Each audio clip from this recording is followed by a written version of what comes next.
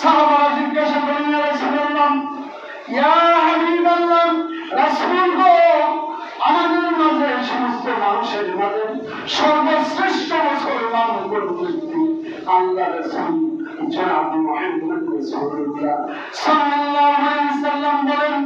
মান সালিমাল মুসলিমুনা মিন লিসানিহি ওয়া ইয়াদাইহি আইয়ুহাল মুসলিমু খায়রুন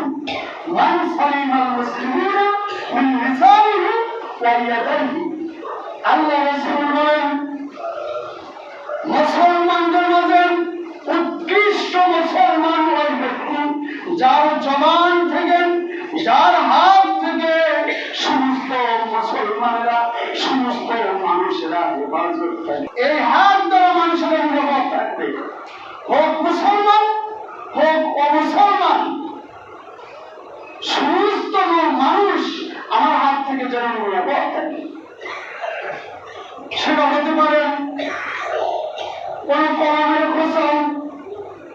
মানুষকে ক্ষতি করার মন মানুষতা যদি থাকেন, অথবা প্রহার করার মাধ্যম দিয়ে